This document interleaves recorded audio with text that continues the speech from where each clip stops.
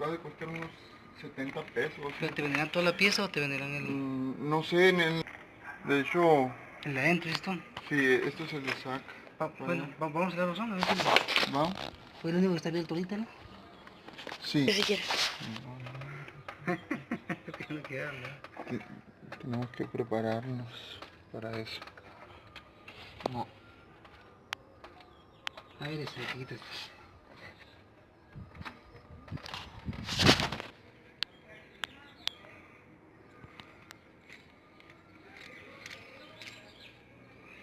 De hecho lo noté que anda como flojo.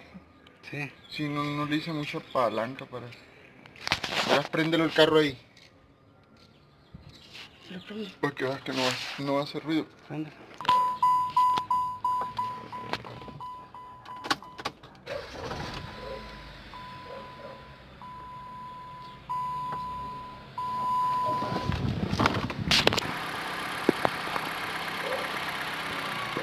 ¿Esta pieza dónde está?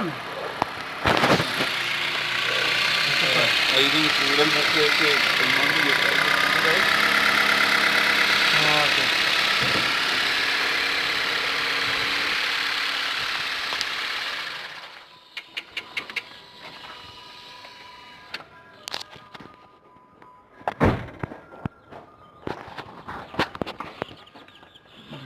Del Alternador.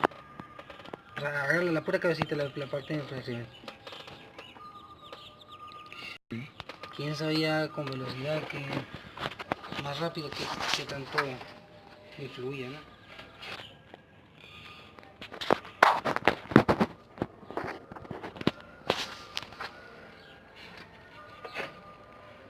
Pero este no hace ruido, ni el otro. Sí, escucha ruido.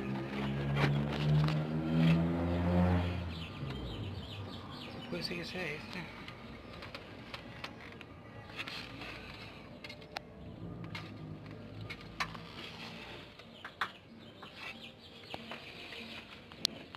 Sí, como que está flojo. Ajá. Ahí sí se escucha. Pues si quieres, deja, vamos a verlo, no llegamos. Sí, pues ¿cómo que está muy caro, como dices tú? No, sí hace ruido, imagínate.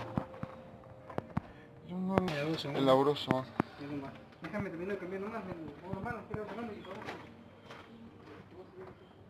¿Nadie más sería tu hija?